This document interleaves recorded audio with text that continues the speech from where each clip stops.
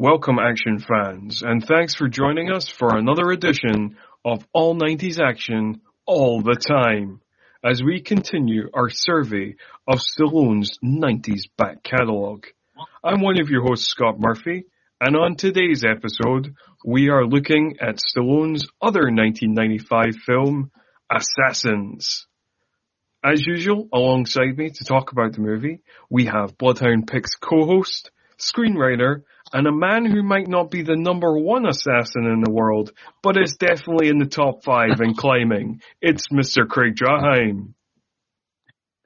You know, I've been trying to think of a good intro for this one, but there's nothing in the movie, no lines I can remember, so I'll just say hi.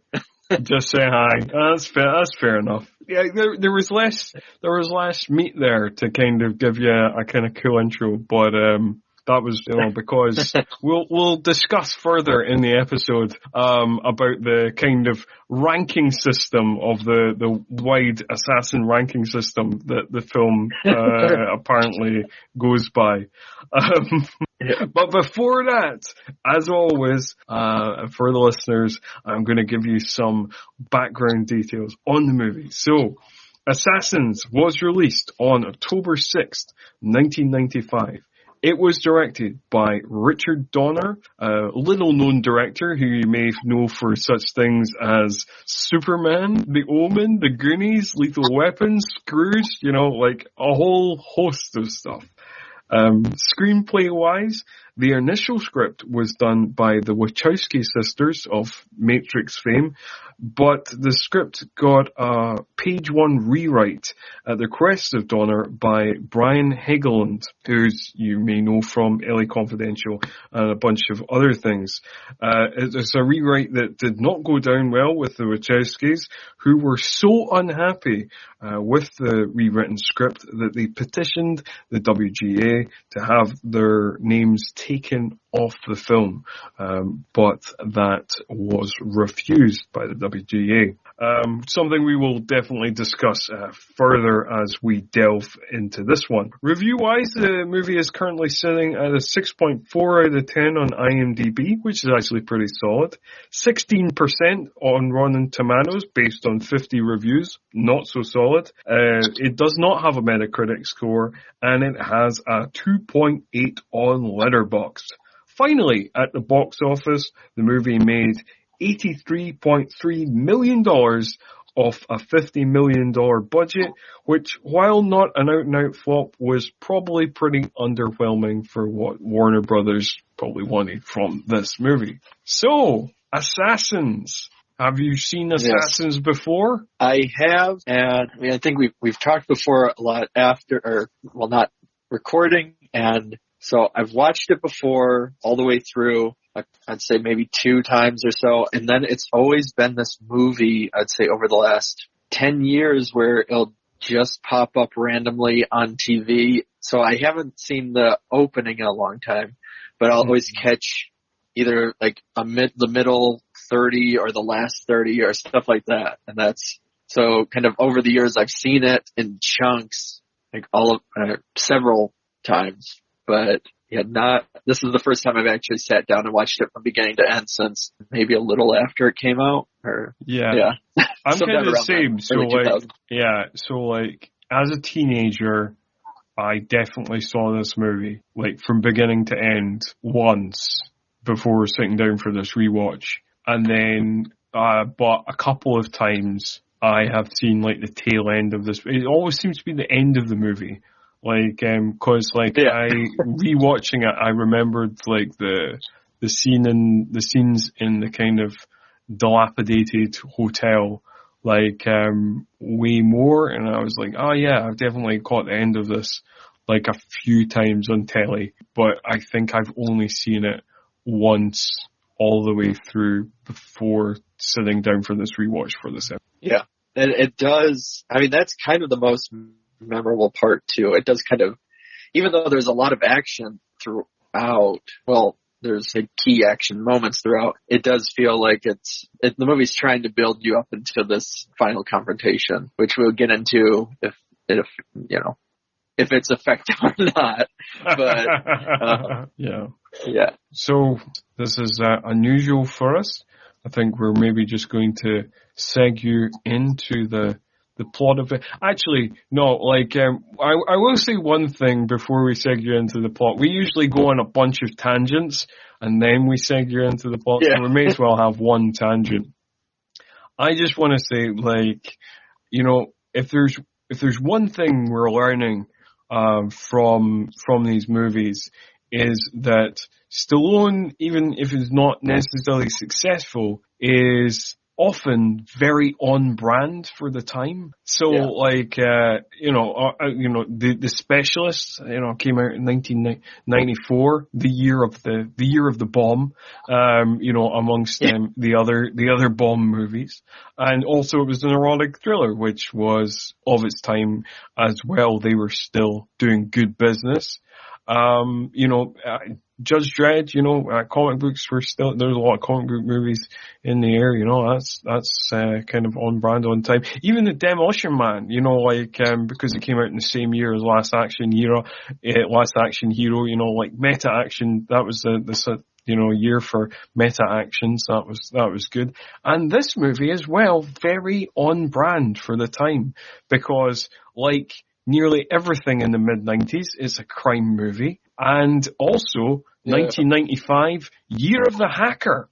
Because this is the same, because one of the central characters in the movie, Elektra, played by Julianne Moore, is a hacker.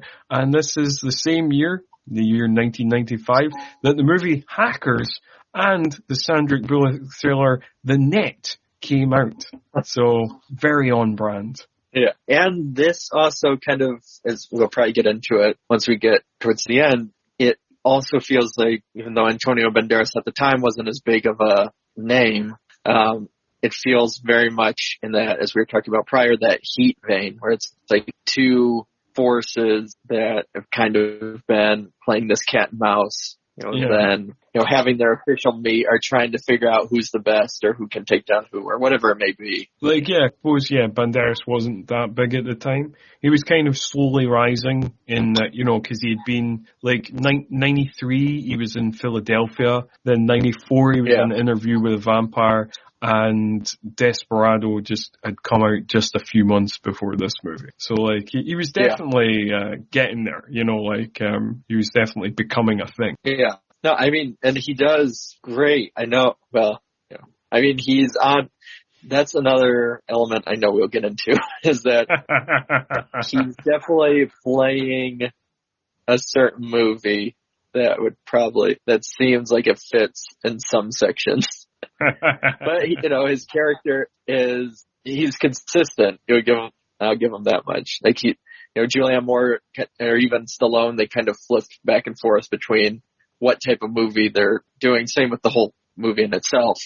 But Antonio Banderas is very much this is his character, and this is the movie that he's in. Which is kind of weird because, in some ways, he's the most insane character. In other ways, he's the character who makes the most sense. Because, like you say, at least there's a through line to that character. The dark character always feels like the same character. You feel like you know that character. He doesn't have a kind of sudden moment where you feel like, what? That character wouldn't do that. Whereas, other characters, that is not true. I will say, because I know I'll forget later on, I love the fact that, so he's supposed to be, obviously the villain, he's supposed to be the sociopath who's just very competitive and wants to take that number one spot and kill anybody, and yet he's a really good tipper. There's several moments throughout where he's buying stuff for people and they thank him because he gives them way more money than, that he's, than it's worth or stuff like that. Especially when they're in Puerto Rico. That's very true. But he always he's very magnanimous about it as well. He always kind of waves it off no, it's no thing, it's all good, just the way I roll. Yeah. So he's a very considerate sociopath. Yeah. And this was also an interesting one because I don't know if you noticed it, but especially with Demolition Man or whatever, a lot of these movies you can kind of see the right-leaning element of being either you have to solve it with a gun or violence or whatever it may be. But this has several points where there's the bus that has the sign that is the crossed out NRA. She sprays the woman's coat, the fur coat. And then there's also a woman wearing, the waitress or somebody walking by is wearing pro-choice. I thought she was a waitress, like in that later scene towards in the finale. Yeah. I thought she was a waitress, but then she just goes back to a table with another guy, and so it seems like she was just getting some sugar or whatever from Julianne Moore's table and taking it back to her own table. But yeah, she just wanders over with her. I noticed that as well because there's a couple of scenes with buses, and both buses have like an anti. NRA thing, like the NRA kind of crossed out, and like you say, there's a scene where the Julianne Moore's character Elektra spray paints a fur coat with a kind of one of those, kind of stop signs, that's obviously some of Richard Donner's politics kind of bleeding through there. It's not the kind of liberalism you necessarily expect from your 90s action movie. Yeah, especially a Stallone action movie. But yeah, for sure. But I feel like, given the way he kind of disregarded the script, and apparently the Wachowski sisters really did not get on with Richard Donner. Obviously it's very much his film and above all else.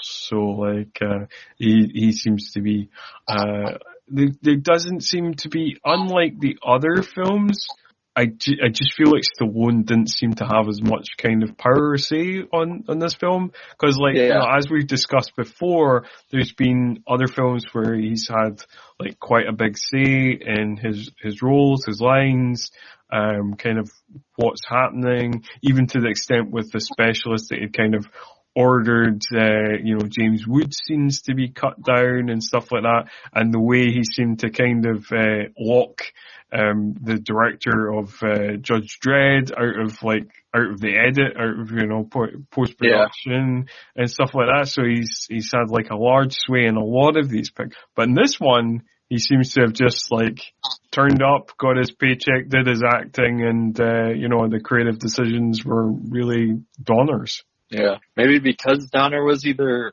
a big name or maybe because Stallone hadn't been doing as well, I guess, that they're I'm assuming that's the second one isn't the I think it's maybe the real one. I think it's maybe more to do with Donner and Donner being an experienced veteran director who has a name, and the fact that it's his production company, is one of the production companies behind it.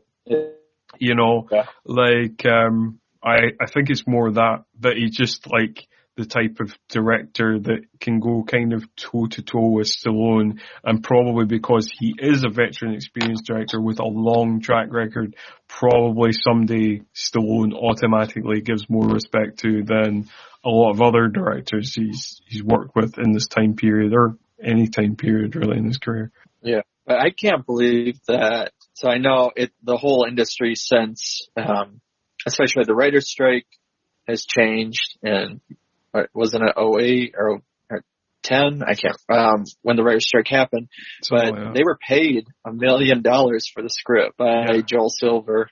Yeah, is a insane amount. It is a lot of money. But that's the kind of money that was swirling around in the 90s, apparently.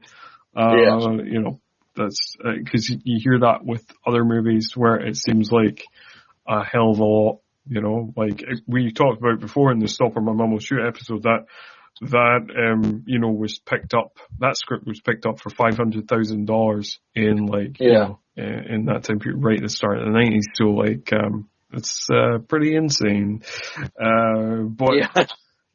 Right. So we've had our tangent. So now we need to get to the plot of the movie.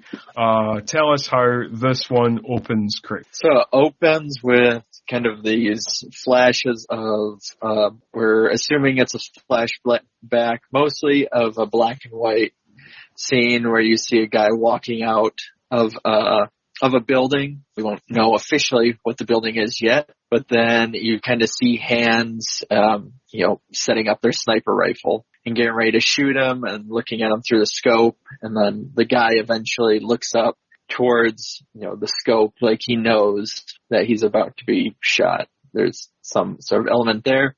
To then when we jump forward and we see Stallone walking. Actually, I was just going to mention through the water. I was just going to mention before we get into the next scene in the swamp, that, in that scene, like we kind of, the scene, the way the scene is kind of cut is like, a flock of birds like flies up, a kind of across the guy's, face, and then we cut to the swamp scene.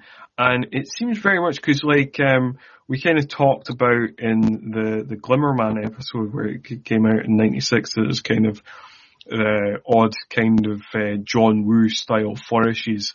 And this kind of time period seems to be where other Hollywood directors suddenly watch John Woo movies, because like there's a couple of moments later on as well that seem of a kind of John Woo style, and I just thought that was worth. Yeah, and I mean to even go further than that, I mean there's so many scenes of what's become cliched now with John Woo is like Antonio Banderas with two guns jumping and they're shooting at each other or stuff like that. And it's not to the same extent or execution as John Woo, but there's definitely jumping and shooting with pistols. But it plays kind of these flashes. It plays almost very, either it's trying to be artsy or sentimental in a way. And we don't know officially why, but I don't know, there's just something about it that, it doesn't match, well, I guess we'll get more into that later. It doesn't match tonally with, I guess. Yeah. I mean, there's a lot of things that don't match tonally. Like, scene. Yeah. And, I mean, like we were kind of discussing, like, we had a kind of conversation before we started recording, and, I said in the conversation, even though this movie was made before either movie, it's like this movie wants to be like both Ghost Dog and John Wick at the same time, which is, a very strange mix.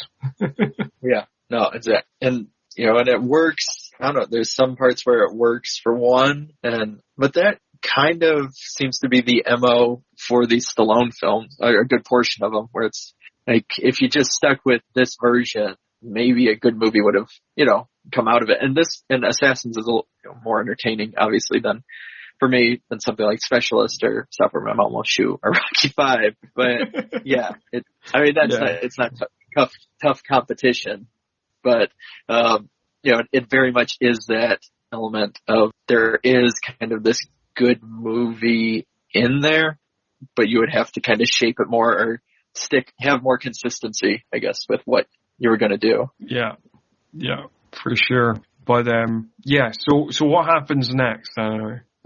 So next we get Stallone walking through the swamp so the guy Stallone's wearing these kind of, boots for, tall boots, like, for walking in that terrain, and the other guy's wearing basically a suit and dress suit shoes, and he ends up losing a shoe at one point, falls into the water and is laughing, but and there's Stallone has the gun near him, so you kind of know that he's taking this guy out to kill him, and the guy starts talking about how he is he's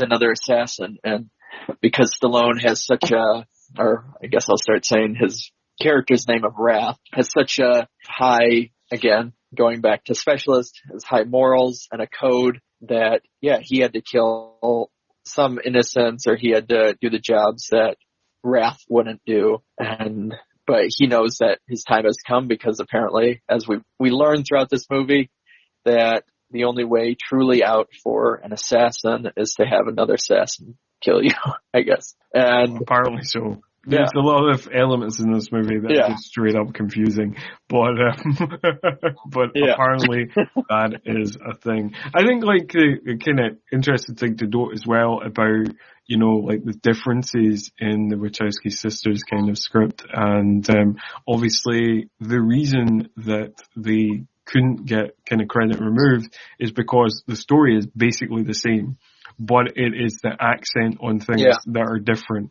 So, you know, and this scene apparently is in the original script as well, but the accent on it is different, and apparently just shoots the guy. Like, there's no kind of you know, what happens where he like lets the guy kill himself, you know, that doesn't happen. And also this kind of getting all kind of teary-eyed about like having to execute the guy, that doesn't happen, because in the original version, like, Wrath is very much more of a straight up anti-hero and is equally a cold-blooded killer, but, you know, obviously, you know, does have that kind of his own personal moral code. So you still kind of, presumably, in the, you know, if they had filmed the original script, presumably you would have still rooted for the character, because the other character on the other side is even more terrible, but he's still like a pretty terrible guy. You know, he's just not as terrible as the guy he's going up against. He's not a straight up sociopath who's happy to kill anybody.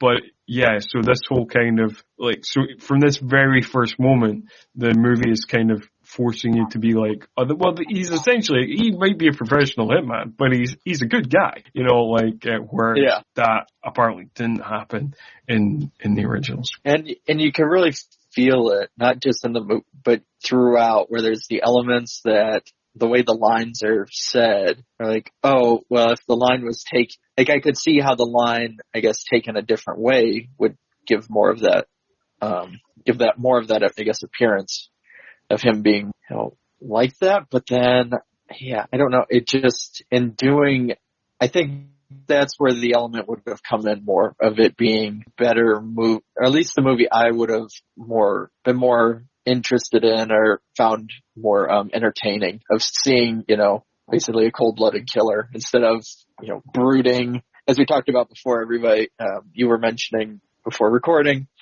they talk about Stallone not really showing emotion. Well, in this one, it's like looks like he's mopey the whole time, or brooding, or, you know, there is an emotion there, and it, you know, it kind of becomes a buzzkill. Yeah, a little bit. Because, like, I think he's trying to play kind of brooding and kind of cold-blooded a little bit, but it often comes off as kind of mopey, or either mopey or kind of bored-looking, you know, like, that's his main, and it kind of, you know, as we'll probably discuss throughout the episode, like, it kind of has that similar problem to the character he was playing in The Specialist, where, like, he's obviously trying to do the kind of broody, kind of middle distance staring thing, and he's just not very good at that specific thing. Yeah. But I will say the other actor, for, even though the scene, you know, we're talking about how the scene feels a little off and all that, it does, for the scene that they're giving, he does a decent job. I was like, he's acting pretty well. It's just, like, if you just replace Stallone, then you might have, like, a pretty emotional scene going on right now. Well, one of the interesting things, actually, is, you know, even though he's, of course, very problematic nowadays, but Mel Gibson was originally attached to this movie as both actor and director. And and I think Gibson would be better in this role. And I think it's kind of funny that Gibson was offered this, and like, obviously he decided to turn it down and decided he was more interested in acting and directing in Braveheart, which, you know, who knows what happened to that film. So he probably just made a little movie. just a little movie, so yeah, he probably made the right decision in the end. But yeah, I think he would have been better in this. I think he would have been better in this role, and because he can definitely do that kind of broody, cold-blooded thing like way better than Stallone can. And I even, because it was on TV the other night, they were showing all the Lethal Weapon movies, and I guess again, he has his politics and everything, and has said horrible, horrible things. But yeah, I get there more than Stallone. Mel Gibson he did have this charisma that, I mean, made him so watchable, I'd say, as a leading man for people. Yeah. It's kind of ironic as well that, because this movie is about criminals and an anti-hero, I found it quite funny as well that it was Brian Helgeland who rewrote this to make it more kind of mainstream and sand down the edges of the script and stuff, because obviously just a few years later, only 4 years later, he would have similar problems with his movie Payback, where he made the kind of darker version, and there's like 2 cuts of that movie available. Like the director's cut eventually did come out, but he kind of got knocked off of that, and Gibson kind of sanded down the edges and made it more mainstream in post production, and so it's kind of ironic that kind of happened to Helgeland just a few years later. Yeah, I haven't seen I'll have to look for it. I haven't seen the director's cut of Payback. But Yes, now I will. Yeah, apparently the director's cut is, it's a bit different. It's a bit nastier. It doesn't have the narration. There's a bunch of differences. But I'm sure we will talk about that on the podcast one day whenever we do a Mel Gibson season. But that is for another time. I did want to mention, we're not got past this fucking swamp scene, but there's one last thing on it. The actor in it, the other actor who is being assassinated is Muse Watson, and he's pretty good, and listeners may recognize him from his role in NCIS as Agent Mike Franks, or they might recognize him as the killer in I Know What You Did Last Summer. I thought you might have picked that one up, but it's been a long time for all those. But so next up we have, then I want to say we jump pretty much ahead right to him on. Is this one of the many him chatting on the computer? Yes. So, one of the central problems of the movie in terms of pacing is that, I'm sure we'll mention this a lot about how the kind of parallels between this movie and The Specialist, but just like The Specialist had its problems with pacing largely due to it being phone sex the movie, this movie has similar problems with pacing because it is internet chatting the movie. Yeah, insane stuff. Okay, so the issue too is that, I don't know, they're trying to show us more personality from it with it. So he's typing one thing, but then he's also saying something else, like he's signing up for all these gigs basically from the contractor, but then he's being like, oh, I'm going to retire, or yeah, you don't want me to do that, or stuff like that. But then he's saying the exact opposite. And again, it feels like one version of that script would make a lot of sense, but in this, it just kind of, maybe because of Stallone's doing it, it just feels awkward. Yeah, it does a little bit. With the tone and everything, yeah. Yeah, because the tone's kind of wry, and I think like it's supposed to be more kind of nihilistic. It's supposed to be more kind of like this is a guy who's just like a shell of a guy who's like really kind of burnt out from like doing this for all these years and is really wants to throw in the towel. Where it just seems kind of like, I don't know, kind of quippy here when with Stallone doing it. And I do feel like a little bit harsh because like we kind of. I've mentioned before that I really do like Stallone and a bunch of stuff. Yeah. But it just seems like, recently we've had a kind of run of films where I just feel like he's kind of miscast a little and, that's. Yeah. I mean, when he's on, and then I would even say, and we've talked about, I think off recording too, of, I'm curious if I was to just watch this, not for the sake of the podcast, but for whatever reason, and not, looking at it because I knew we were going to be going scene by scene or stuff like that. Would I be more okay with certain things or just more forgiving? Which, probably but yeah, for I don't know. The '90s so far, the '90s just seemed for Stallone like this period of, I think he was trying to transition, but also not, especially when we get to things like Copland or, you even have Stop or My Mom Will Shoot or Oscar, where it's like he was trying to leave that acting persona, the, Rambo, Rocky persona behind, but then he's also still kind of doing it. I don't know. It's a weird kind of decade for Stallone.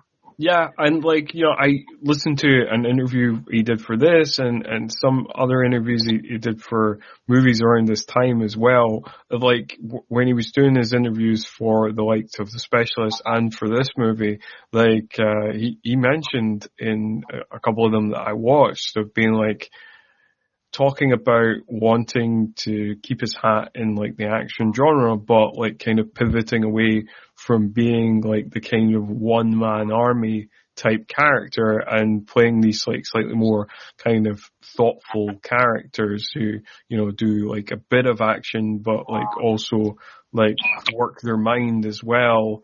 But obviously, he didn't get the returns he wanted from that. So then he just resurrected all his greatest hits, and it's worked for him,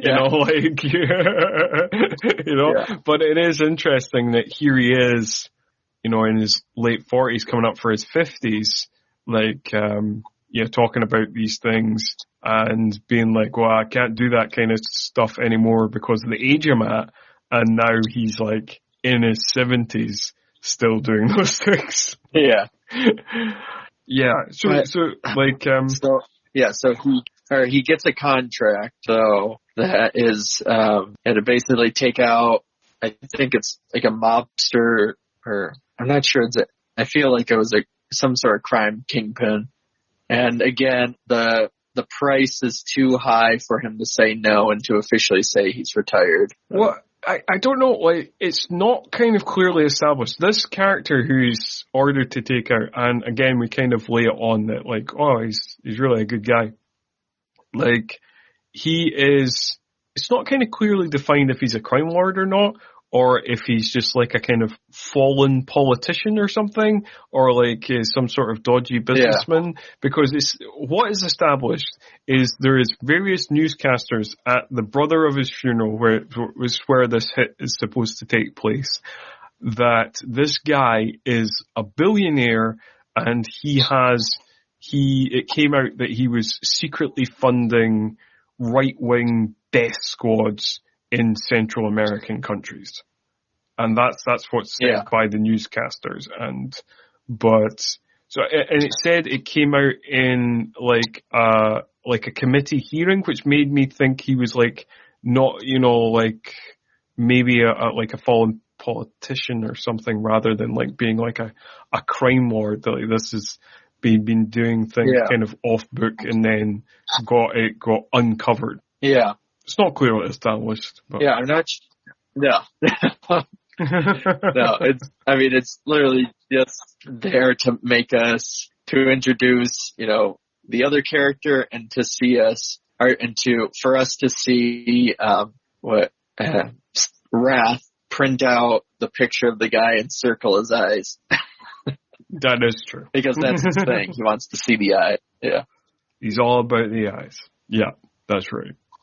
Yeah. But, yeah, so we don't really care about this character. You know, he gets killed by the character that we do care about, Bain, played by Antonio Banderas, who, the sneaky bugger, steals Stallone's kill. Which you're not supposed to do in the Hitman world. No, again, the incredibly well-defined rules that are made in the rule book of the assassin.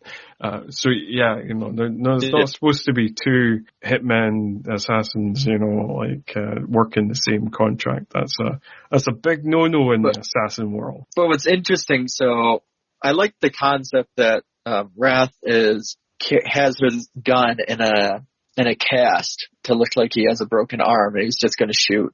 And then Bain shoots him with a sniper rifle, which he was all dressed up in, like the groundskeeper gear. And what's interesting is that they're both assassins. Stallone / Wrath was going to kill him anyways, but because he's a good assassin, even though he's going to kill the guy, he decides to then chase Bain and get him arrested or to kill him. Yeah. But yeah, it never feels like Bain wasn't ever trying to kill him or anything. So yeah, I'm not sure about how far the plot has to start some way. Like, well, he's gonna kill you. Yeah.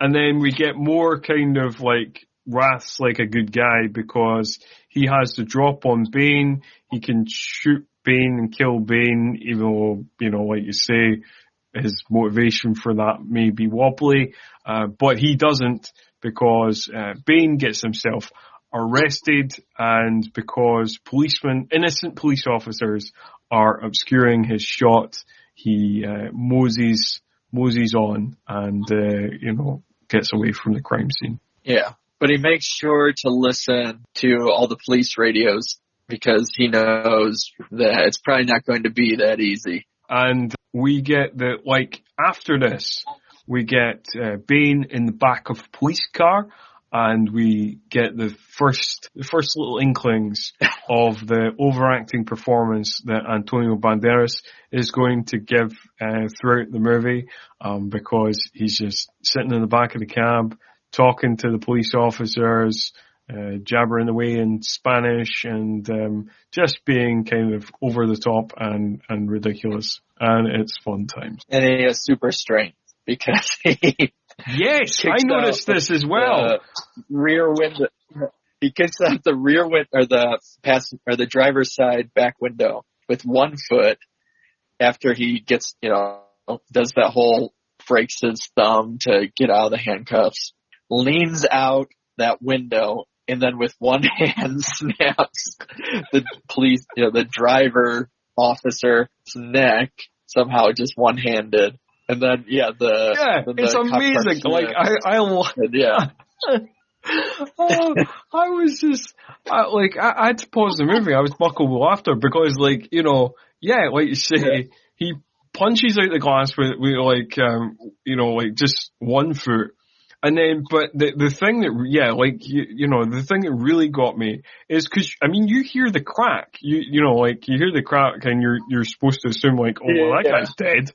And you're like, how, he broke that guy's neck with one hand in like just a simple flowing movement of it, like, it's like, no guys, like, who is this guy? Is he Superman? Like, what is going on? But, I mean, there is other scenes in the movie that suggest that Bane might be one of the X-Men or something. But yes, it's particularly funny display of super strength. And I like how, so the car flips, there's the other surviving officer. He's going to get his gun from the front seat that the officers were talking about prior, and he told him not to touch. And then he yells at the officer who's like trying to grab at him. Just being like, no, don't do it. Basically like scolding a child. And then the officer just stops and he grabs the gun and he shoots the two other officers who then slam into, the car, killing the one that was dangling there. You assume. Yeah, we're going to go ahead and guess that everybody died in that scene.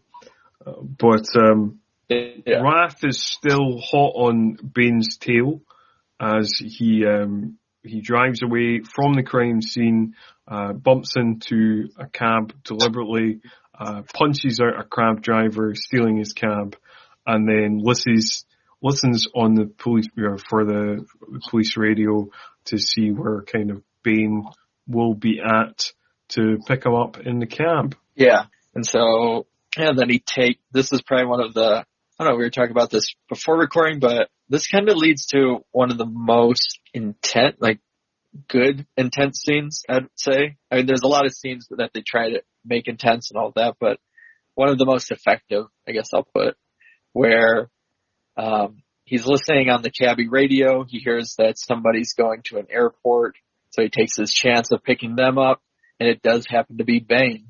But Bane does not know what Wrath looks like, so he just gets in, assuming he's getting into a normal cab, and Wrath is trying to chat with Bane, and Bane just wants to sleep and go to the airport, doesn't want to have it, until Bane notices that, wait, he turned left instead of right. The airport was right. Something's going on. And Bane assumes that the cabbie, who's Wrath, is just trying to run up the number, or run up the price on the fare. But that's not it at all. And this is more quippy stuff that, obviously does not then fit later. I don't know. Again, it doesn't really fit later. But so this section of the movie is really quite fun. And the way Stallone plays Wrath in this section of the movie, I think is really quite fun. I mean, he's quite a quippy character, and they kind of quip back and forth in the cab, and there's some real fun stuff here. I love the bit where Bane shoots the bulletproof glass just to check that it's bulletproof glass.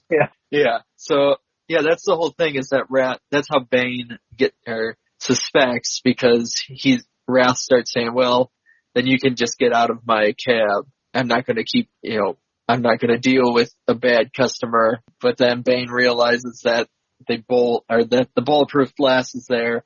So if he was to get out of the car, then Wrath could have shot him. Yeah. So they're having that standoff where they're both just pointing the guns at the bulletproof glass. And Bane even wants to talk to him, because we find out that Wrath is kind of his idol, and he shoots the soccer ball. There's a team, they're playing soccer, football, and it's, I'd probably say a high school team or middle school team or something. He shoots the ball in the air, and then he's going to start, picking off these. He's just going to start killing children. Is what's going to happen. Yeah. To know he's the bad guy. And so, Stallone starts driving as they're having this conversation about what is going on. Yeah, and we get a bunch of exposition as well about this Nikolai character who was a rival assassin and stroke friend with Wrath. And we kind of assume that he might be the figure in the flashback, which turns out he is. But so we get some sense of that flashback, which really didn't make any sense at the start of the movie in terms of its placement there. It's a bit weird.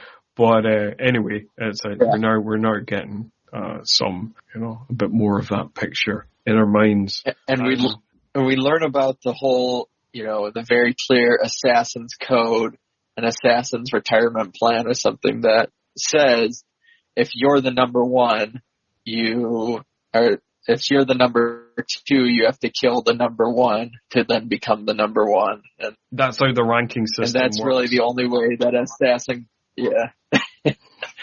that's the only way that an assassin can really retire, is to be killed. And a lot of them are just okay with it. They just know that they'll die and not even be able to spend the money that they make. as assassins. I like to think that in this universe, like, there is, like, an official body, like one of those, like, boxing bodies or something, like the WBO, WBA, you know, like, there's an official, organization that does have, like, a ranking system, like a top 100 or whatever. And, like, and maybe the top 100, you know, comes out, like, every month and, you know, Assassins Monthly. Yeah.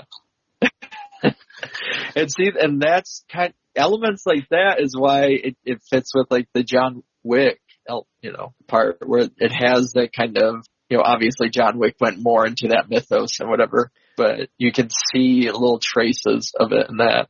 Yeah, even down to the extent that, like, I mean, you know, you never know, like, John Wick might be borrowing from this movie, but there is, like, I think it's the last one, I think of, like, John Wick 3, there is a character who is a John Wick fanboy, much like Bain is Wrath's fanboy. Yeah. So it does seem to exist in this kind of silly action universe, but also at the same time it tries to be this kind of semi-serious crime thriller. It's very strange. Yeah. And the issue too with it, and I know we'll talk about more, is with this scene, it's supposed to set up that Antonio Banderas is, you know, the hot shot coming up, but that he's almost now an equal match with Wrath, of that, you know, you don't know which one is going to come out on top because, you know, he's just as smart and he knows every one of Wrath's moves and he knows everything. So it sets him up as like this strong villain that then, as we go on later and later, he's not really, and Wrath is always one step ahead of him and, you know, that is true. Always kind of better. But it defeats the whole cat and mouse, I guess, purpose. Yeah, because we're supposed to see these as like two equal powers kind of going up against each other, you know, clashing swords, but like, it's not really. It always does feel like Wrath has his number and he's just the you know, Bane is just the kind of young gun that's still hasn't quite perfected his craft yet. But we do, in the kind of another entertaining bit of this scene, we do see more of Bane's superhumanness, because like he just kicks out another window. He's really good at kicking out windows. We're basically less than half an hour into this movie, and Bane has already kicked out 2 car windows. And then he looks like he's about to jump out, but then he's just kind of hanging outside the car, and Wrath then drives into a bus kind of sideways, squishing him against the bus, which really doesn't do that much to him. Like, he is squished between a car and a bus, but like, you know, no broken ribs, nothing like that.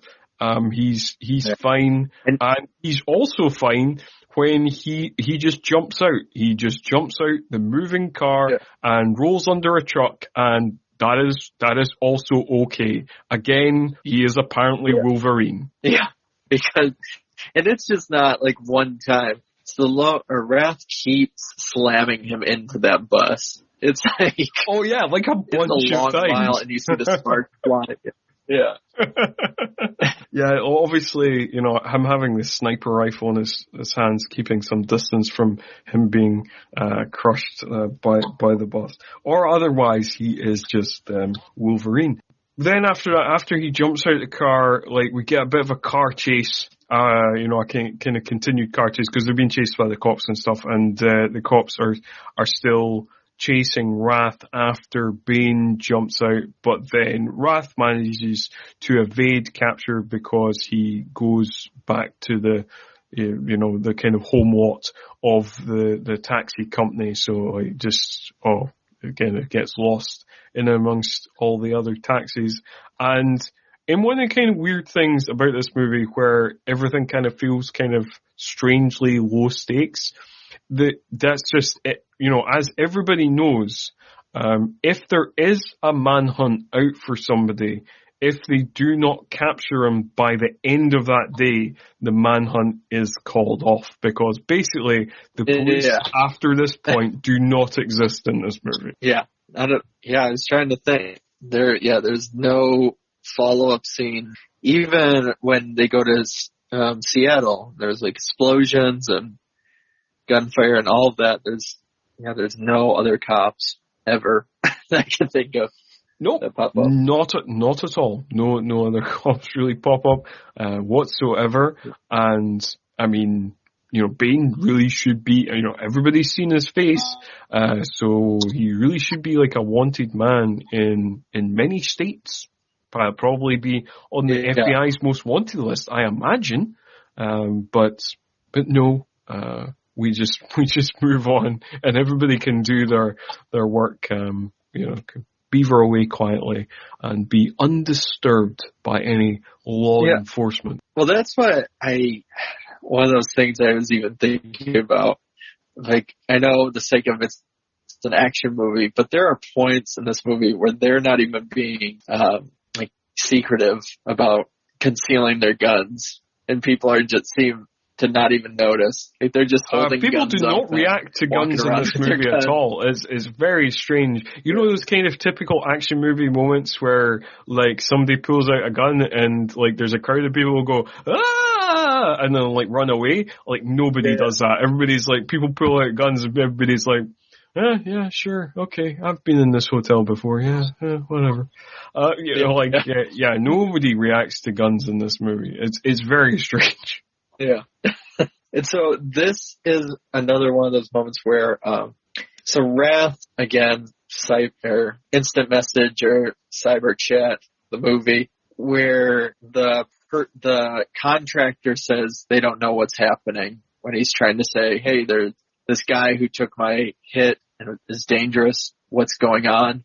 And yet it isn't until near the third act that he's willing to, he just doesn't think the contractor has any that the contractor may be kind of messing with him or maybe double crossing him or anything at all. It's just like, that's true. Okay. Like, that's what he says. Yeah, he's strangely trusting, or like being a professional killer and all. He doesn't, like you say, there's no kind of thought there of like, oh, well, maybe he was the one who also offered the contract to Bain as well as me. He does seem to think that, much later on, but at this point he's just like, who is this guy? Can you tell me anything about this guy? Nope, I can't tell you anything about this guy. Well, no more further investigation needed there then. Yeah. I mean, this guy who knows everything about him, even down to the next chess move of a chess game he was playing with somebody 15 years prior. Yes, and we get to see that chess game on his computer, the chess game that was happening in 1980, and that kind of confused me as well, because like it just seems like he has programmed this chess game into every computer he's ever owned since 1980. Yeah, and I mean, chess is going to be, you'd think with all this setup and everything, that chess will then become a big part of the movie going forward. Yes, the chess metaphor. I mean, and again, this is where the deviation from the original script happens, because apparently, like, Wrath is like a kind of chess obsessive, and that is much more of a kind of defining characteristic in the original script, whereas it's just like, it's mentioned a couple of times in this kind of opening section, and then we see the chess game, and then it really doesn't come up after that. It's just there as this kind of, and in this movie, the way it's presented, it's just kind of a kind of cheap metaphor, and then we move on, and that's it, done. Yeah, that's it. And then, it's just kind of, I don't know, it's like many things, I guess, being thrown away, and it feels like it could be used, but then once he moves on, then he just ends up going to, isn't he just offered another? Well, yes, this is contract? When he's offered the contract. After? Yes, he's offered the contract to kill Elektra, and the contractor doesn't know who Elektra is because apparently she is a ghost, and we'll get into that. But and 4 Dutch buyers of this disc that's a very important disc for plot reasons, and that's where that happens, and then we cut to the introduction of Elektra, played by Julianne Moore, and her cat, who is also very important to the plot. And as I mentioned in the Specialist episode, is the same cat that was in the Specialist. Yeah, sounds a good cat. That's a lot of work. The cat is a very important character in this movie. Yeah. Carol the cat plays a very important role. And so with this one, it's supposed to, I guess, show the connection potentially, but it kind of, again, falls flat. Of like Julianne Moore has these moments where she goes back and forth as well, which she has these kind of great little moments. Or as we were talking about before recording again, it's like each one, Stallone, Julianne Moore, and Antonio Banderas are each doing an entirely different movie almost. But there's this whole section where she has cameras in each of the apartments within her complex, and it shows her when she hears a couple fighting, she's kind of flipping through and watching them. So it's like she's never really interacted with people is what we're made to expect, and that pops up as an issue later. And she doesn't interact with people. She is very secretive and cautious, but she likes watching these people kind of from afar to get some form of, I guess, human connection. Because when she's watching that woman cry after her boyfriend, I guess, had a bad argument, she touches the TV. Or I know she says, "Oh, poor baby," or something like that. Yeah. So, but that's kind of again. Yeah, this is also a deviation. This is also a deviation from the original script. So I think, I mean, it kind of doesn't make sense in this movie, like you say, because she becomes more of an outgoing character as the movie goes on, and like this initial character that we're introduced to kind of gets disregarded a little bit, and also. So in the original script, she's more, well, first of all, she's a much more sexual character. And it is apparently made very clear that her surveillance that she set up of the neighborhood is for much more kind of kink reasons of, she's a voyeur, she's kind of a bit of a pervert. And, so yes. And I think, and apparently, like, at some point in the movie, there is quite an explicit love scene between Wrath and Elektra, and I think the character is also kind of bisexual as well, and so definitely like a way more sexual character, and also like the way I saw it described about the way she's kind of perving, this kind of voyeuristic element to her character. It makes way more sense why she has surveillance of her neighbors, because the way it's presented in this movie, you're just like, why is she setting up surveillance of everybody in her apartment block? Like this is not explained or clearly defined at all, and it is, is dropped away. So again, I feel like this is something that is a more clearly defined characteristic in the original Wachowski sisters script, from what I've read. Yeah, and it even goes to the point. Yeah, it goes to the point where we'll get into it at the hotel when she's setting up the whole thing of the disc and the money exchange and all this stuff. There's like she's very methodical about it, but yet then there's points as we kind of mentioned, that as we go farther and farther along, that she's making these very rookie mistakes. So she's like goes back to the scene of the crime during that whole section, or I don't know. It just doesn't work. Yeah, unfortunately. It just feels, again.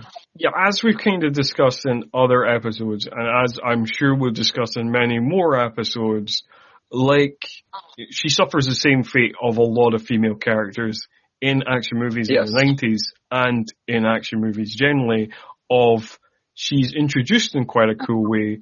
She seems initially a pretty cool character, a pretty resourceful character, but becomes way stupider and way more defenseless and way less interesting the more the movie goes on. Yeah.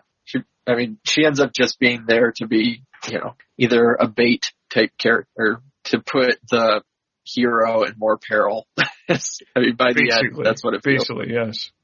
But I do love, and it's a shame because I do like the way the character's introduced here, and I do like the initial hotel scene, and one of the things I find entertaining as well, because I love when things are just a time capsule for the period that they're made in, like her get-up when she goes to the hotel, like that leather jacket she's wearing with the black leather kind of Doc Marten boots and the kind of jean shorts and all that. Like, it is the most 90s, and like the sunglasses he's got on it, it's the most 90s get up you will see. It's so good fun. Yeah. If you had any kind of doubts that the Wachowski wrote this movie, like, there's some evidence right there. There is some evidence right there.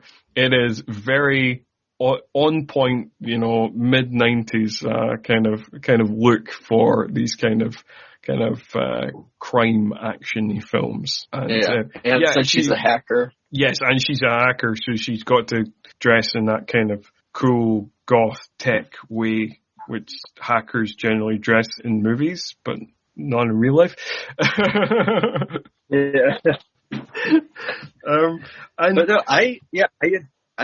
agree that I think the hotel scene works fairly well. I know we're going to get into it, that kind of, despite the flaws that we're talking about, that really until her and Stallone meet, it is pretty, like, it's entertaining.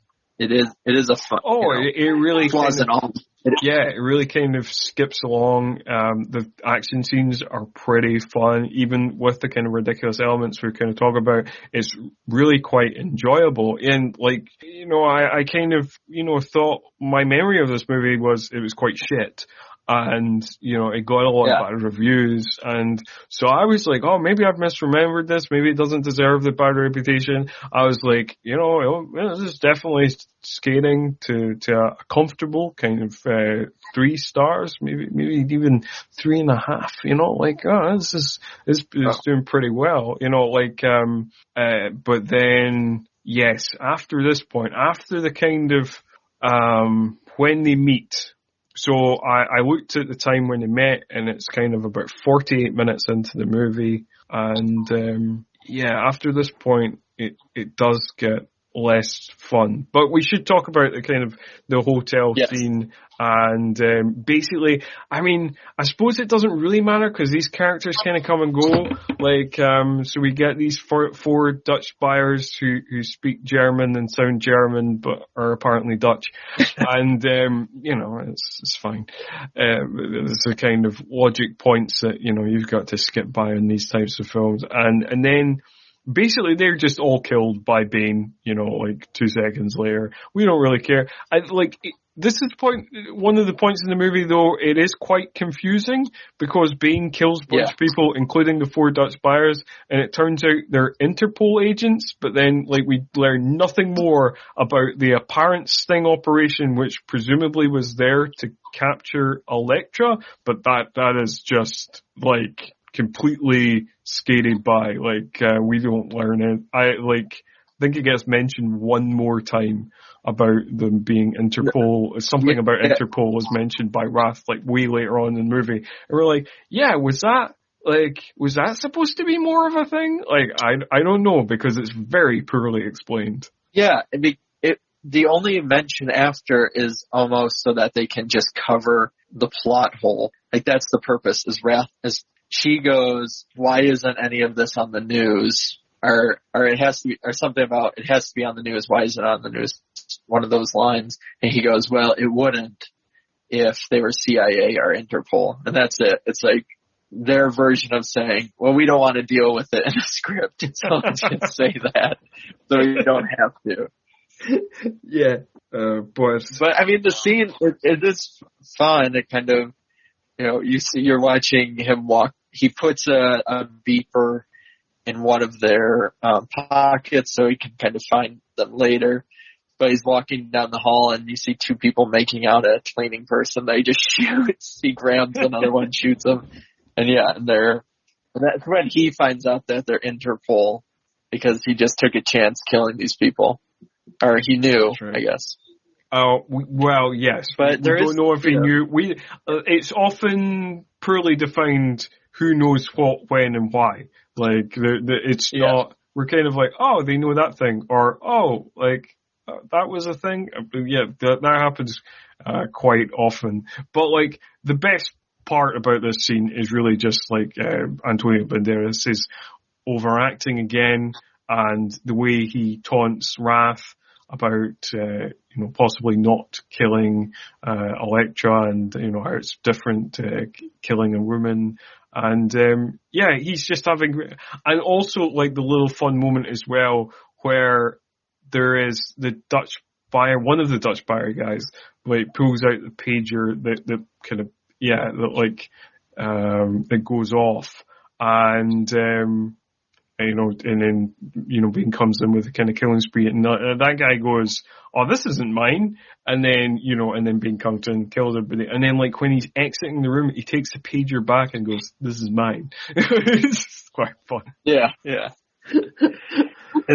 It's great, and and then, after that, we kind of get this quick back and forth where she's trying to run from Wrath. Elektra is trying to get away from Wrath because obviously he must be after her too, but he's just trying to help her, and to the point that she drops her cat in the middle of the street because she has to bring her cat with her to this thing. And he picks it up and then just kind of goes back to her car. And that's how, he eventually finds out where she lives. That is right. And, usually you're the one giving the kind of logic points. But, again, this movie's logic is hilarious. Because Elektra, as we have established, is a quote-unquote ghost, who, cannot be traced.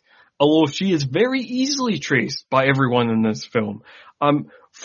First of all, Bain traces her because she has left pictures of her cat, which she must carry with her all the time, in her hotel room. So that's how Bain gets it.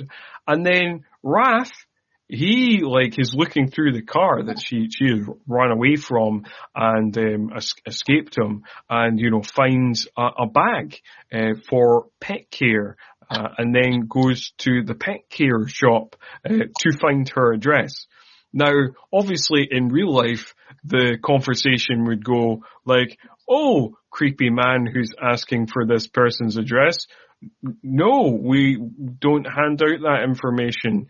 But, because she is a regular customer, we shall phone her to say that her cat has been found safe and well. Thank you, good sir, and good day.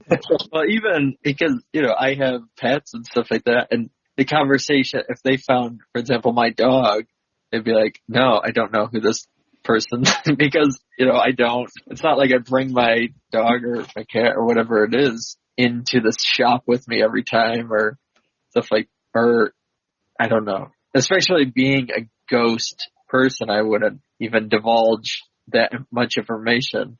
And I'm not trying to be a ghost, Yeah, that is true. But apparently left her name and address with the with the shop owner. With the shop owner, who can just be like, yeah, she lives over there. And So Bain and Wrath both find her within about 5 minutes and then go to her apartment building.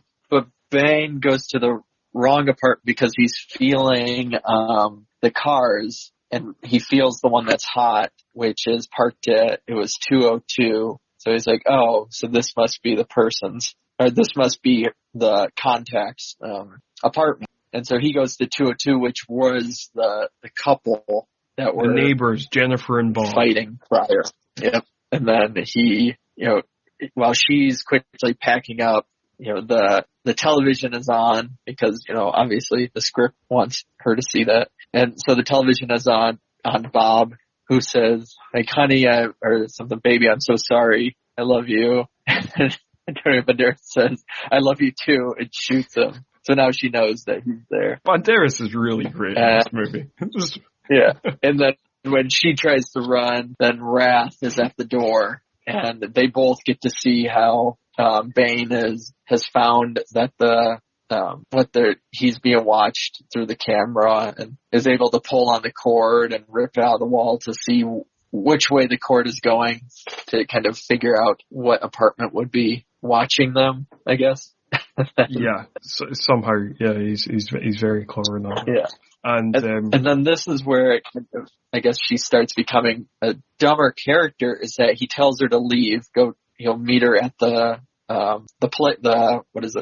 pet shop. Yeah. To help keep her alive. She starts to drive away, sees the woman driving to their apartment, and decides to then turn back around to warn her, as basically Bain and Wrath do a flip, while Bain is now in the Elektra's apartment and Wrath is in the Bob's apartment. So is Bain in Elektra's apartment? Because Bain kills Jennifer. Like, I get confused at this point in the movie. So Bain kills Jennifer.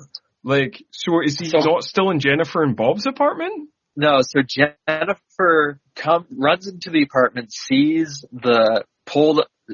she sees the camera. She sees the camera, but doesn't see the dead body. So she's an idiot too. But no, but she knows. Oh, well, that's ripped out of the wall. It must be they were watching me, because a big plot hole. So she runs up to Elektra's apartment. So he thinks that makes sense. Yeah. So Bain thinks she's Elektra, and then shoots her. Yeah. Thinking I know. I realized that he thought that she was Elektra. Like, I just found this a little bit confusing in terms of like who's in what apartment, and it kind of cuts back and forth, and but I mean, the rest of it, I get that, he thinks that Jennifer is Elektra for a minute. Yeah, no, the geography gets kind of weird. I think with the fact that they have them flip for no reason at all, because it seems like Wrath would know that Bain would be coming up there, but he also is trying to, I don't know. It feels purposeless. Yes. To try and just add more scenes or something, yeah. But anyway, that's, we don't care about the plot of this movie, because I'm not sure the plot of this movie really cares about the plot of this movie. But what we care about is the fact that Bain is Wolverine. And so we get more demonstrations of this as Wrath sets off a gas explosion in the kitchen, which takes out the whole second story of this building, and Bain apparently protects himself from this explosion by picking up, basically a coffee table, which seems to protect him from the explosion, but the explosion does push him out the window, explodes him out a window of the second story apartment. And, he is, thrown out this window, and is then, falls, brutally, to the ground, but then just kind of gets up and moves on. And, we see him a little bit later feeling a bit stiff in a bath, but the bath kind of heals him up just fine. Yeah. That's it. And the coffee table itself it's like one of those folding coffee where the legs fold. It's one of those very flimsy ones, which is funny about that. Nothing about it looks heavy duty that it would protect from, a whole floor being decimated. Yes, indeed. Yeah, I mean, and I think, again, as we kind of discussed a little bit off air, a lot of these sequences, if this was an out and out insane John Wick style movie, a lot of those scenes they wouldn't seem as illogical, because you'd be like, oh, we exist in like a kind of cartoon action universe where, human beings can take way more than actual human beings. Like these are not, these are cartoon characters, but live action cartoon characters.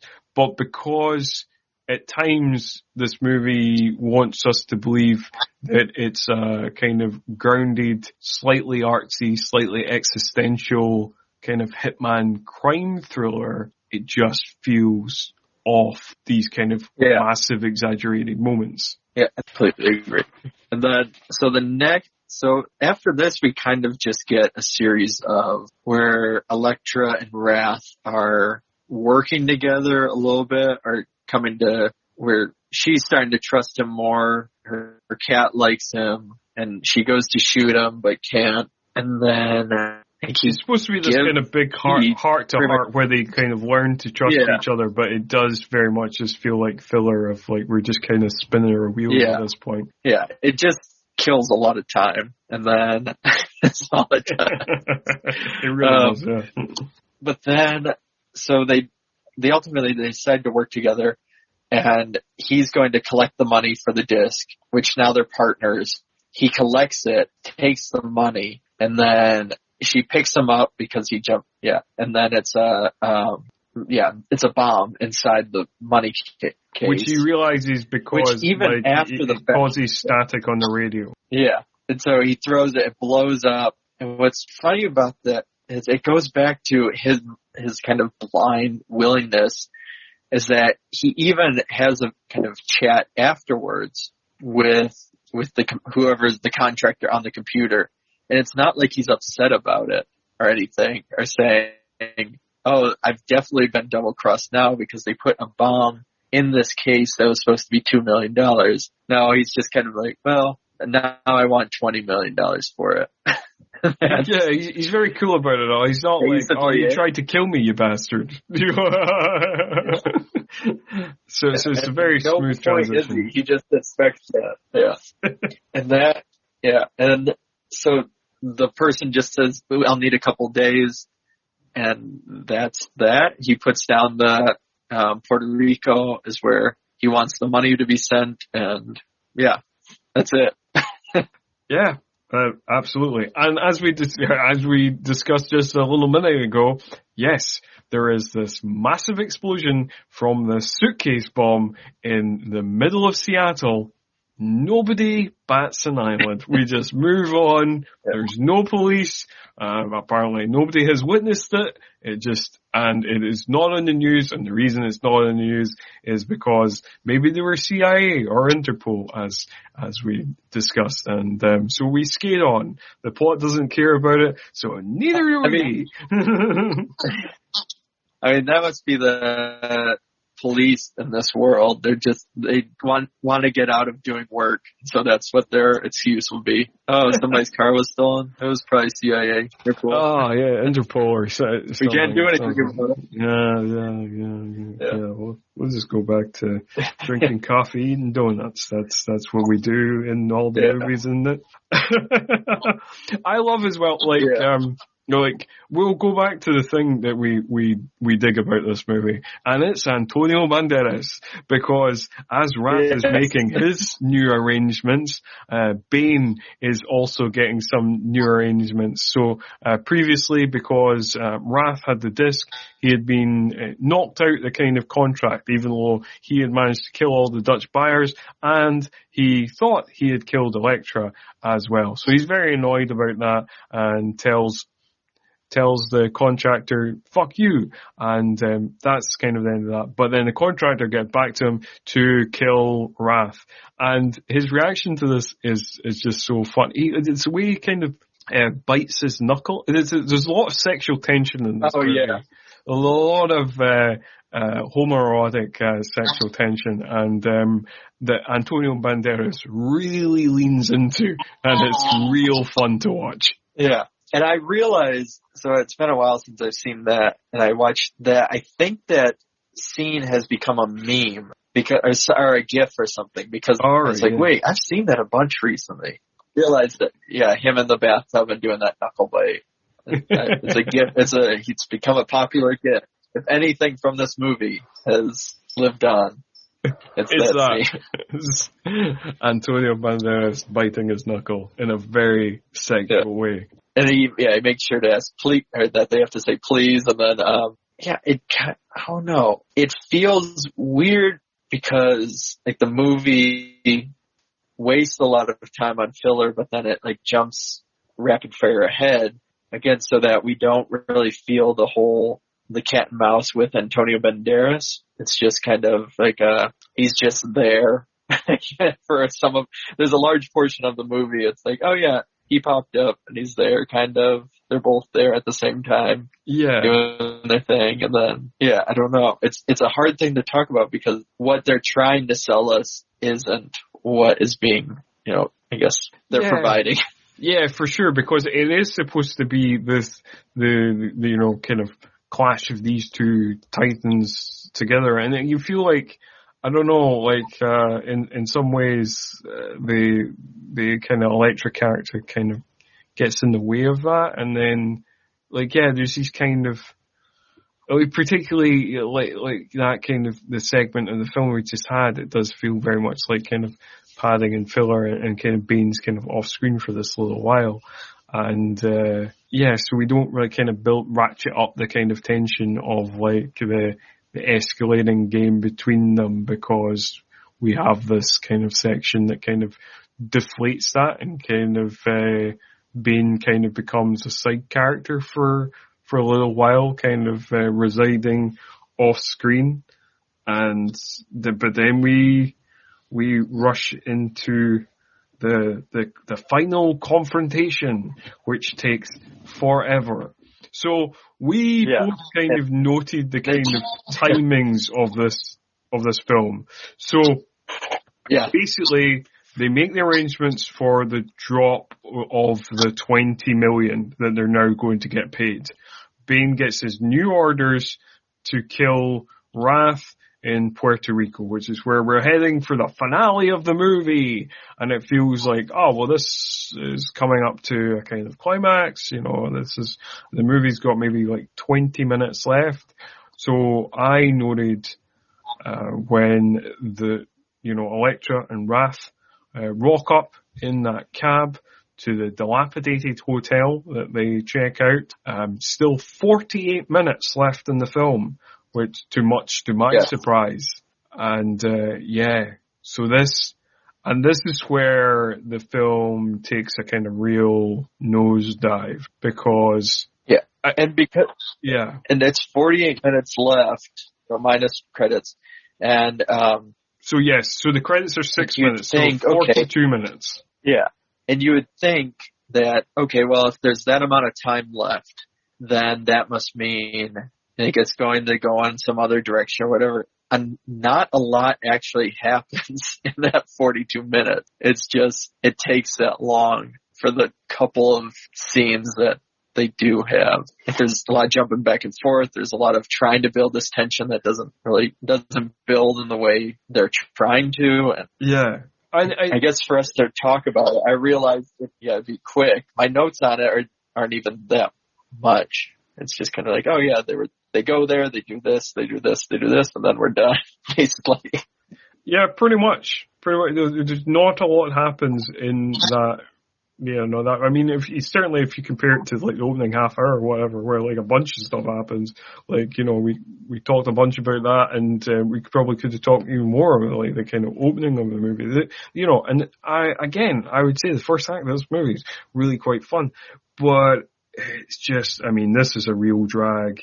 And, so we get to the old dilapidated hotel. Wrath gives an apparently dramatic monologue to explain why Bain will come to this hotel window to shoot him, because he came to this hotel window to shoot Nikolai, and we get the full explanation of the flashback that we've been seeing throughout the movie of like, he killed Nikolai from this window, and because Bain is such a fanboy and such a lover of assassin history, that he will do the exact same thing, and which is exactly what happens, because apparently Wrath has a psychic connection with Bane due to their homoerotic man love, and I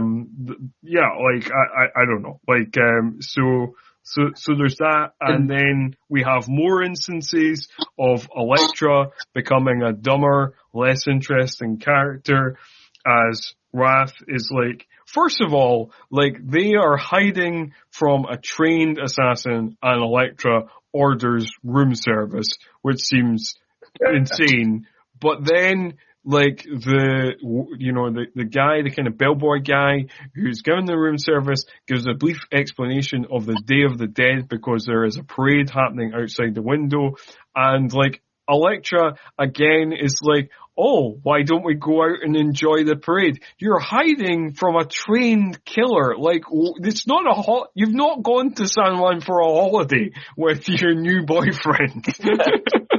Which is how Elektra is treating this. Yeah. And she goes there. That's the hard thing too. That's why I don't know if the scene was the same or is supposed to be different, because she goes there, it gets into the cemetery where they're putting all the stuff and everything that comes with Day of the Dead. And she sees Bane, who, again, he's buying some fruit. He gives a very generous tip to the women he buys the fruit from. And he also pretends not to be able to speak Spanish, and it's like a really weird scene, but like he's just kind of having like an entertaining moment to himself of like, oh, you don't speak English? Oh, that's a real shame. You know what? I've killed a lot of people. I've filled a lot of graves just like this, and he's just talking away, and then in English, and they don't understand anything, and then he's just kind of like, just kidding, I spoke Spanish all along. I am Spanish. That's so funny. Yeah. It's a real weird scene. Yeah. And then he smells the jasmine, which I guess earlier when he's in her apartment, he smells her perfume. So he smells the jasmine again. And this is where, like, it seems like it's building tension to something. Even if he thinks Elektra's dead, him potentially meeting her, he's looking around, she's kind of hiding. Then Wrath grabs her, is holding her to not, make a noise, and they look, and he just finds like jasmine flower, or, jasmine in itself. He goes, oh, jasmine. It gets all over this place. And that's the end of it. Like, it does, like, this whole kind of build up of whatever it's trying to do just feels like a big letdown. Like, oh, okay. So this was not, there was no point of this scene at all. That just took up like 5 minutes or something of runtime. Yep, again, just a total filler scene. And it just, any tension that was supposed to be there was just immediately killed. And that's, and we move on. We do get some more fun overacting though, because like Bane goes back to his hotel, where he is practicing his shooting, because he has placed an apricot on top of the spike of a metal fence, and like a metal gate, I should say. And then he shoots it with a sniper rifle, and he then starts talking to the apricot that he is eating, and says, "I just killed one of your brothers," which is a very fun line. Yeah. And I don't know. I mean, for the sake of him, that is kind of really the only reason why this treads above any little bit of water, which it barely doesn't. But, just watching him throughout these oncoming scenes, or even when he's sweaty and which we'll get into with the sniper rifle, and he's getting frustrated. That is the only reason why I think I stayed invested, or at least kept watching it. Yes. Because anything between Stallone and Julianne Moore, as much as I think Julianne Moore is a very talented actress, it just falls so flat, like flatter than flat. Oh, it really does. And they try to kind of build up the kind of romantic tension with them, and let's be honest, there is way more romantic tension between Bane and Wrath than there is Elektra and Wrath. Yeah. I mean, there's more romantic tension between Wrath and the cat. that is true. It's a great performance by Pearl the cat. So well done to that cat. Yeah, for sure. And like you say, I mean, Julianne Moore is literally one of my favorite actresses, but like she is not well served by this movie. No, by the next day he knows that again. So. And that goes against what we've been talking about so much, is that Bain is supposed to be an equal match, but he just falls right into like the trap so easily. And there's no thought in his mind, if he knew all of this history, that, that I guess Wrath wouldn't kind of be using that against, I don't know. Anyways, so that flaw too, kind of skipping all that because it's a major one, but yeah, it ends up going into where, so he knows that Bain won't shoot him until he's walking out of the building because he wants to see his eyes. So he goes in, asks to get the money, the transfer, asks to close out his account and get all of the money. It's going to take basically all day to count it because there's $50 million. And the whole purpose of this, I guess, this whole thing is that, we'll wait him out. And since he's up there, the sun is going to be out. It's going to be beating down. He's going to get flustered. He's going to get frustrated, and that's why he's going to mess up. But then on top of all that, like at no point does he really ever care that the contractor already tried to kill him and double cross him. Like that's still not a thing. He doesn't even care about the contractor double crossing him. I don't know. He's not that mad about it. I mean, there's a lot of there's a lot of stuff in terms of like the logic of this film. I mean, certainly, these two guys, much like James Bond is a great action hero but a terrible secret agent, these guys, due to Wrath's magic psychic abilities and also just being really good at shooting things, and Bane's magic Wolverine abilities and equally being good at shooting things and getting out of things by doing action-y things, are good, action hero villains, but, are, again, just terrible at their supposed occupation of like, if they are supposed to be like silent, stealthy killers, they're the worst. Every job they do is so noisy, so full of, innocent bystander casualties and like just, so reckless that they would be caught immediately. And also they are both also terrible snipers because they have picked a window that can be clearly seen and they can be seen in full sight. Like, they're terrible at this, this supposed occupation that they have. Yeah. Julianne Moore is just outside of the coffee shop, which obviously if he would happen to meet Julianne Moore, there's a whole scripting issue that could have worked better, where if he met her during the festival, not knowing that she was Elektra, then he could have seen her later. But like, oh, wait, I saw her earlier or whatever. You could have done a lot more of that, but he doesn't. He doesn't notice her throughout that whole time where he's up in the sniper kind of window and she's just watching him and talking to Wrath through a two-way radio. And they're just talking back and forth. It's supposed to, I guess, give more kind of connection between the two of them. She tells this joke they laughs at. It's a horrible joke. It's not really a joke. It's kind of like just like a weird parable. It's just just a weird moral fable is what it is. Not really a joke at all. He says tell a joke and then she just tells this weird story with, a vague moral to it. And it's, about, and then he laughs so trusting hard, people who look like saviors.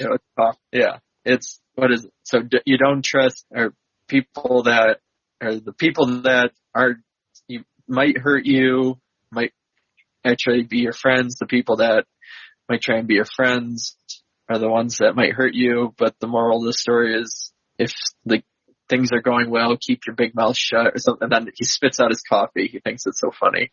Yeah, it's hilarious. What then? So also, in terms of the logic of this movie, like, you know, like, there is a point where Elektra says, like, apparently she tells him more jokes and stories after this point. And so, you know, time kind of goes by and we're kind of cutting between the three characters as we see the hours kind of tick by. And, then Elektra says, like, oh, I think I'm out of stories. And you're just sitting there watching it going, like, how many hours has Elektra been telling stories, like, continuously? And, like, why is the, you know, like, cafe that she's been sitting at, like, apparently all day, is, you know, like, they're not kind of weirded out by the fact that she's been sitting just drink, and, like, how much coffee has she drunk as well, like, in these, like, 8 hours? Like, what is going on? Yeah. There's so many questions that you end up coming away with. There's too many. I mean, the whole point, again, this is when you kind of get the only saving grace is you see Antonio Banderas staring intently, trying not to, you know, lose sight of potentially, you know, Wrath walking out of the building. And so anytime he sees somebody, he jerks up to look through the sniper rifle, but he's sweating more. He's already wasted all of his water. He tries to use the water bottle to pee into at one point, even though it's a dilapidated hotel building. He could just pee wherever. He could just pee on the floor or whatever. You know, it really doesn't matter. Yeah. I mean, this is completely dilapidated. It's you know, it's on the point of collapse. You know, it's probably going to get bulldozed, not as long after this, but like he needs to pee in the bottle. Like, the fun thing about him peeing in the bottle, again, this probably gives his position away to anybody who's like, you know, looks up, but he just flings his pee out of the bottle out the window, and he's just kind of like, I'm so mad, I'm just going to spray my pee about. But it finally goes to the point that, and then this is a confusing bit as well, that he falls into the trap fully, that he gets frustrated and decides to walk into the bank, which Stallone or Wrath says to Elektra that he did the same with Nikolai. So I get, which was confusing, suggesting that, so you went in and gave away your position to Nikolai, and Nikolai still just walked out. So then Antonio Banderas, or Bain, is just, you gave away your position, and then you're just expecting, but he'll still just walk out the building.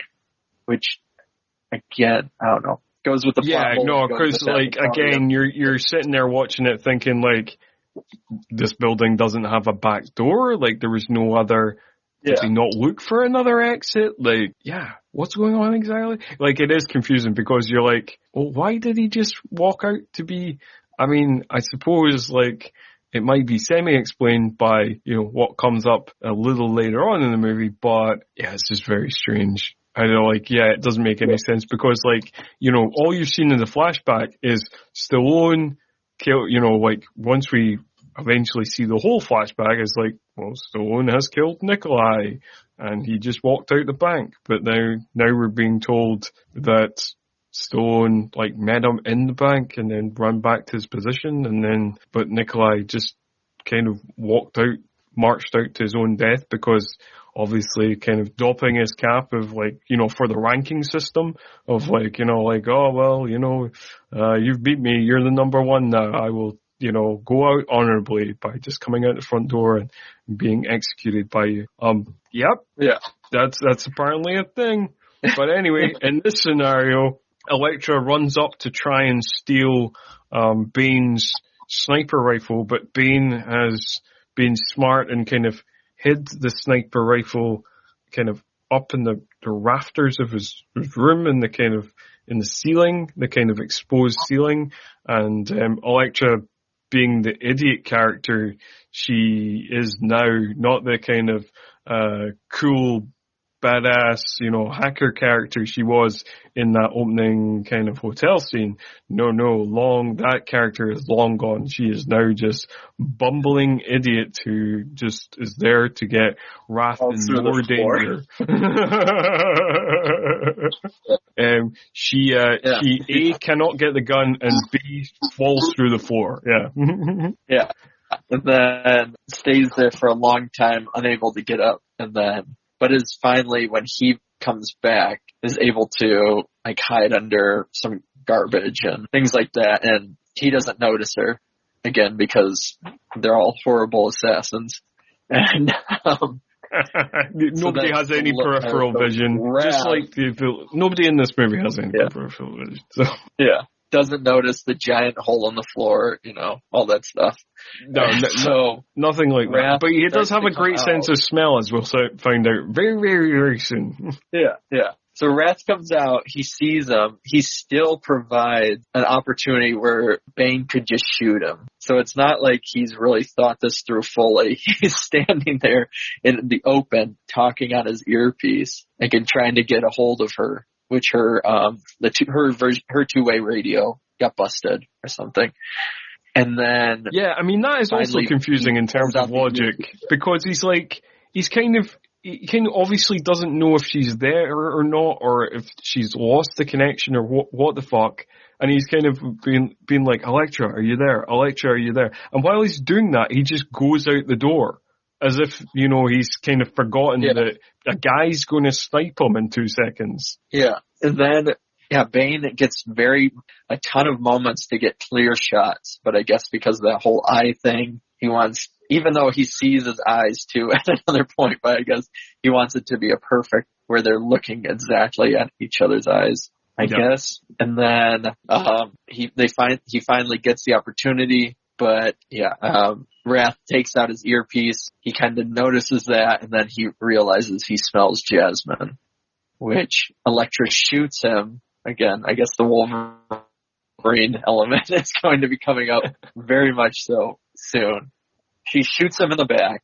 He starts kind of randomly shooting and falling around, and then Wrath comes in, joins her, sets all of his money down on the ground. And then they get into more shootouts where Bane is shot again and then falls through 2 floors, hits onto a railing kind of ledge area. That breaks off and he falls further onto the ground. And we at this point, we're like, well, he's dead now. And at this point it does feel quite anticlimactic, because it was like, oh, well, he was killed quite easily, because Wrath runs into the hotel and 2 seconds later Bane is quote unquote dead, and you're just like, oh well, it's been this whole kind of dramatic build up, and we've just had this kind of mano a mano conversation in the bank that seems like almost like this movie's type of Heat moment, and then it's just like, oh, and it's just, oh, that's it done, and then you're like, oh, well, the movie's, that's the end of the movie, right? Because there's nothing else. I mean, the movie doesn't seem to care about the contractor, so why should we, but, oh, maybe the movie does care about the contractor. Yes, because the contractor was Nikolai, and it's always been Nikolai, just been kind of messing with. He knew the Cold War was ending, so he even put the hit out on himself, knowing that Wrath would always aim for the heart. And then, I guess because plot and because wanting to make a twist, that's what they decided. And that, for these 15 years, he's been the contractor. Yeah, but everybody in this movie, apart from Elektra, who obviously doesn't have any superpowers, but because unfortunately female characters in action movies are treated badly.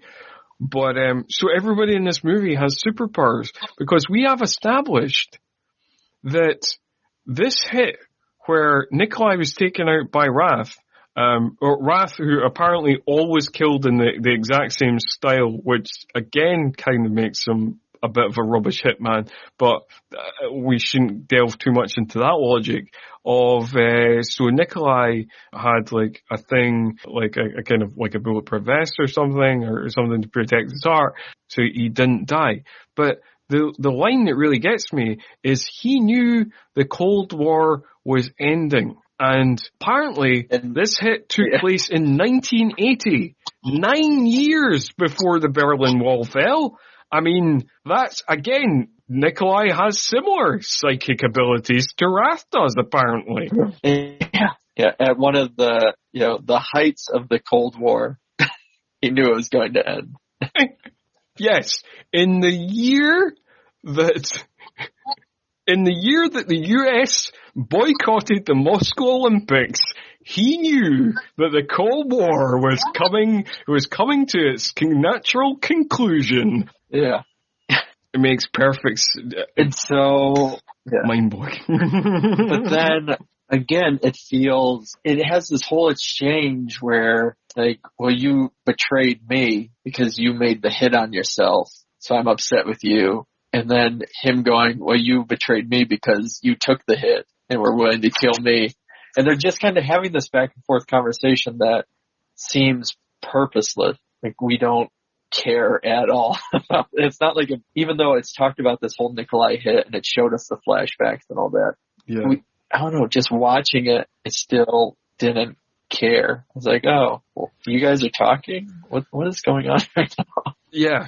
I mean, and that's Nikolai set up his own hit, and he's pissed at Wrath for taking that hit, and Wrath's pissed at him for making him think he was dead. It doesn't add up to anything, and then it becomes even more pointless because Nikolai is killed, because Bain, who is very much not dead, apparently, He starts shooting at Nikolai, and Nikolai is dead 2 seconds later. So then we've got Wrath and Bain both shooting up Nikolai, and So the whole twist seems even more pointless because we kill the character off just literally a minute after his monologue.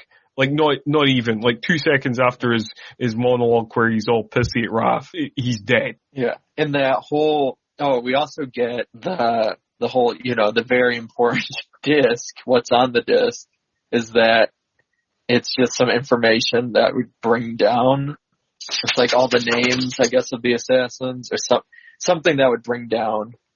Yes, it is. It's the top 100. The top 100 from Assassin Monthly is what's on that disc. Yeah, and that's what. So they just shoot him. Because, I don't know, and that's where it feels like it goes in a different way. You're like, oh, is this going to be some now, weird Tango and Cash thing, or something else where it's they're kind of buddy, are they just kind of, I don't know, go their separate ways, do the separate things, they're not. Yeah, it does kind of set up that they're now kind of they can now bury the hatchet, they're now kind of frenemies.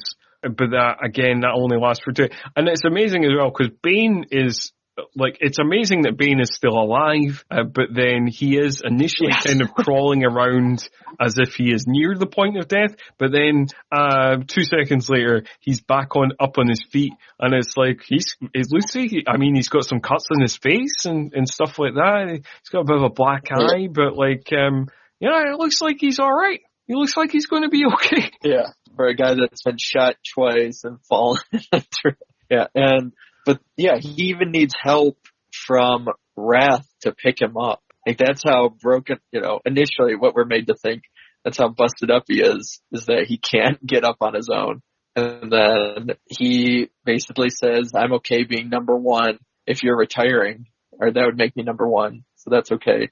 He's like, well, I wouldn't be a real number one. And so we get Julianne Moore saying, well, can't you guys just kiss and make up, knowing it's not going to happen. She puts on her sunglasses to show the reflection for Wrath, so he'll know where to shoot since he's facing away from Bain. Yeah, and he And again, it's kind of confusing because like Bane has like an injury on his back, so like it's kind of confusingly edited because it looks like one shot goes into his back, even though that's impossible because the shots would go into his chest because like it's shooting from, and it's you're not, I had to watch the scene twice. I had to rewind and watch the scene twice because I was like, I didn't understand it. And then I realized that what happened was, I think it's just an injury on his back, and I think the shots do go into his chest, and that Wrath like shoots through the back of his own jacket to shoot him twice in the chest. But I found it confusing to watch, so I had to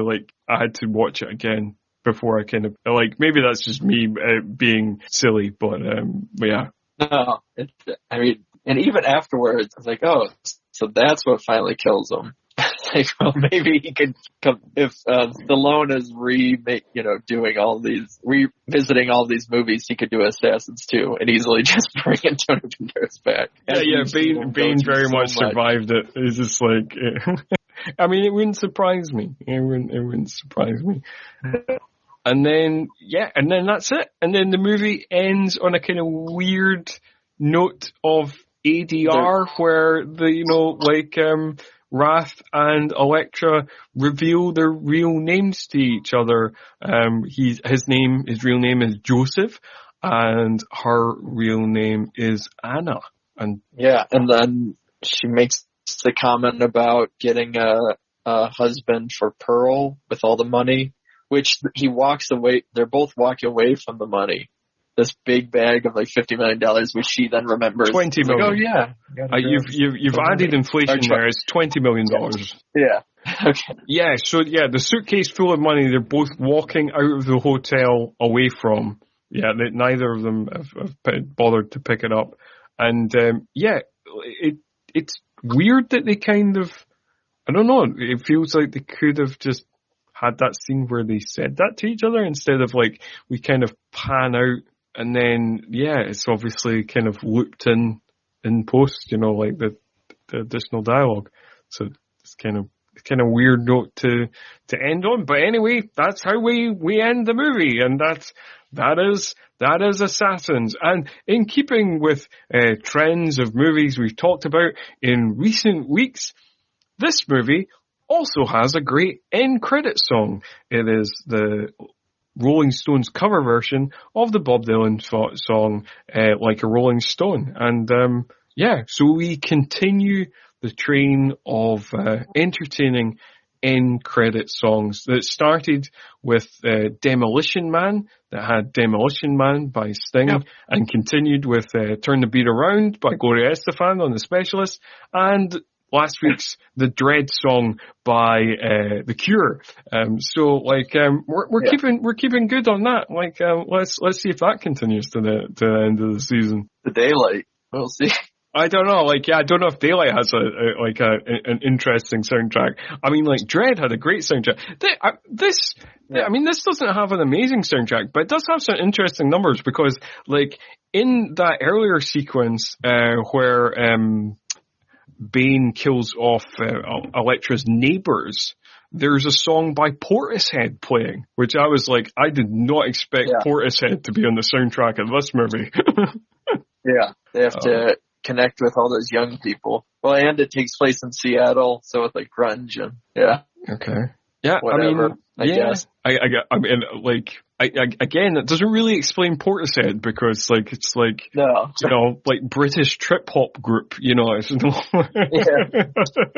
still not really explained. But then again, this movie doesn't like explaining things, so, it's fine. Yeah. But anyway, well, that's us. That's another one in the bag. That's just our thoughts on Assassins.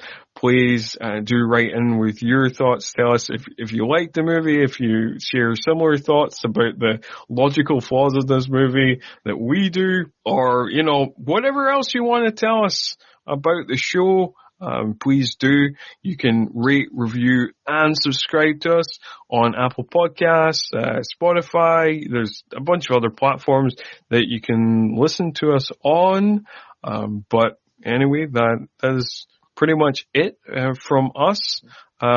Craig, before we head on out, tell the people where they can find you on the interwebs and anything else you want to say to the audience.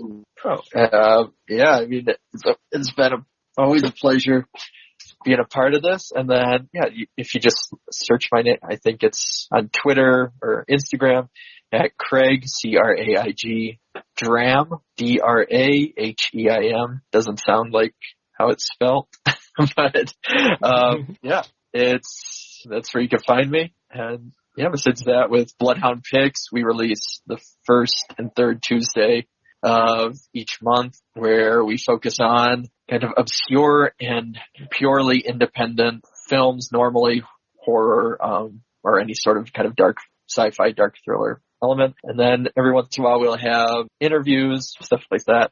But that's the other one I do besides this. And that's all I got. And yep, that's all from me as well. If you want to hit me up personally, you can on Twitter at ScottMurphy85. If you want to hit the show up, you can also on Twitter at 90s_all.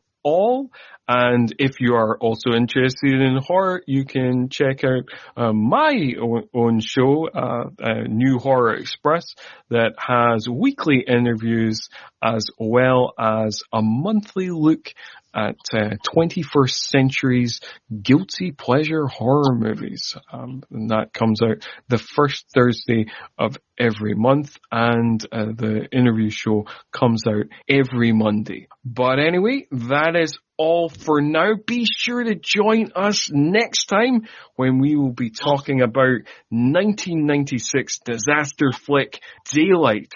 But until then, see ya!